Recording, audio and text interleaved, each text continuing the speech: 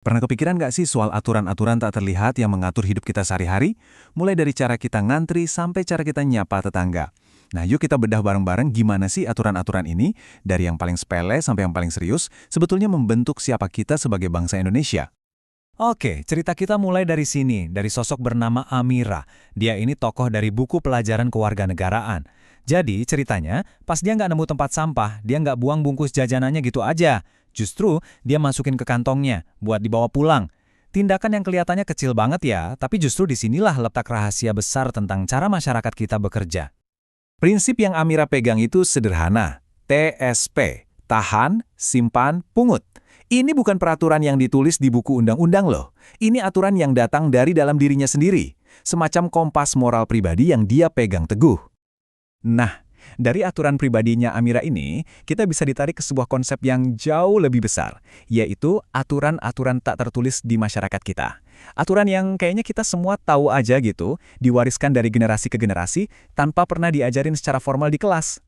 Contohnya, wah, ada di mana-mana. Bungkukin badan sedikit pas lewat di depan orang tua, nyapa tetangga di jalan, atau nengok temen yang lagi sakit.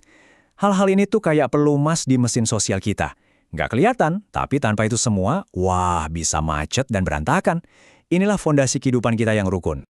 Dan ternyata semua aturan tak tertulis yang kuat banget pengaruhnya ini, ada namanya loh. Dalam ilmu sosial, hal ini disebut norma.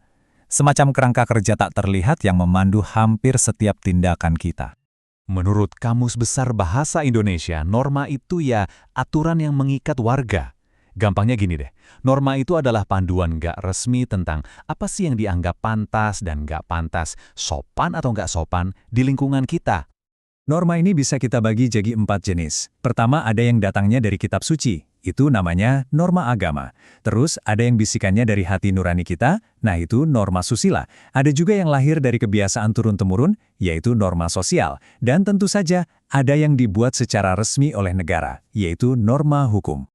Terus buat apa sih semua ini? Gini deh, bayangin masyarakat kita itu kayak sebuah pohon besar. Norma itu adalah akarnya, yang nggak kelihatan. Dia yang bikin pohon itu kokoh, ngasih keamanan, mencegah konflik, dan jadi kompas moral. Tanpa akar ini, pohon masyarakat kita bisa gampang banget tumbang. Nah, ini pertanyaan penting nih. Gimana kalau ada orang yang cuek aja sama omongan tetangga atau sanksi sosial? Apa yang terjadi kalau taruhannya jauh lebih besar dan kita butuh aturan yang lebih mengikat? Disinilah negara harus turun tangan. Saat bisikan tetangga atau rasa malu udah nggak mempan lagi, kita butuh sesuatu yang lebih kuat, yaitu hukum formal. Aturan main yang jelas, dengan sanksi yang pasti, yang dibuat oleh lembaga-lembaga resmi negara. Oke, sekarang kita coba lihat lebih dalam pergeseran ini. Dari aturan yang ada di hati, jadi aturan yang ada di dalam buku undang-undang. Keduanya nyambung, tapi jelas beda banget. Bedanya kelihatan banget kan?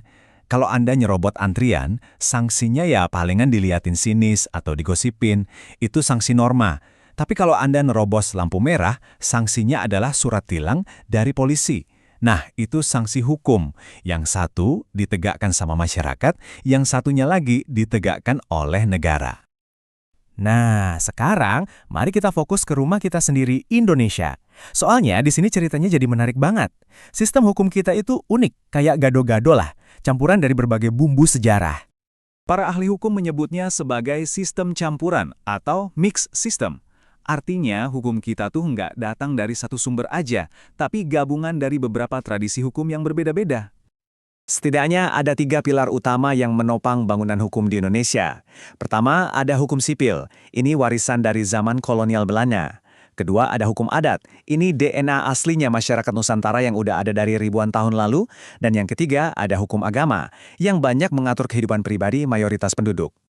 Terus gimana ketiganya ini bisa jalan bareng? Gampangnya gini, hukum sipil jadi kerangka utama buat urusan pidana dan bisnis. Lalu, hukum agama berperan penting dalam urusan keluarga, misalnya soal nikah atau waris, buat umat muslim. Sementara itu, di banyak daerah hukum adat masih dihormati banget buat menyelesaikan sengketa-sengketa lokal, dan ini diakui loh sama negara. Keren kan? Oke, kita udah ngebahas berbagai jenis aturan, dari kantongnya Amira sampai gedung parlemen. Sekarang kita sampai ke pertanyaan yang paling mendasar. Sebetulnya, ada nggak sih satu filosofi yang menyatukan ini semua? Jawabannya, ada. Ini dia jantungnya. Di pusat dari semua aturan yang ada di Indonesia, dari Sabang sampai Merauke, ada Pancasila. Ini bukan cuma pajangan di dinding kantor ya. Pancasila secara hukum adalah sumber dari segala sumber hukum di negara kita. Coba deh bayangin, Pancasila itu kayak matahari. Nah, semua peraturan lain, mulai dari UUD 1945 sampai peraturan desa, harus mengorbit dan dapat cahayanya dari nilai-nilai Pancasila. Nggak boleh ada satupun aturan yang keluar dari orbit ini. Disinilah semuanya jadi nyambung. Sila ketuhanan itu cerminannya ada di norma agama. Sila kemanusiaan itu dia alasannya Amira ngantongin sampah, alasan kita nunduk ke orang tua atau nolong tetangga. Persatuan itu semangat gotong royong kita. Kerakyatan, itulah kenapa kita punya tradisi musyawarah. Dan keadilan sosial, itu adalah tujuan akhir dari semua aturan yang kita buat. Seorang sosiolog, Surjono Sukanto, merangkumnya dengan sangat pas. Tujuan semua aturan ini, pada intinya, adalah supaya hidup kita bareng-bareng bisa berjalan seperti yang diharapkan. Teratur, harmonis, dan damai. Perjalanan kita mulai dari hal kecil di saku Amira, sampai ke jantung ideologi bangsa. Nah, sekarang pertanyaan terakhir buat Anda. Di dunia yang udah penuh sama hukum tertulis, menurut Anda, aturan tak tertulis mana sih yang paling penting buat kita jaga supaya masyarakat kita bisa terus maju dan berkembang? Coba deh, renungkan.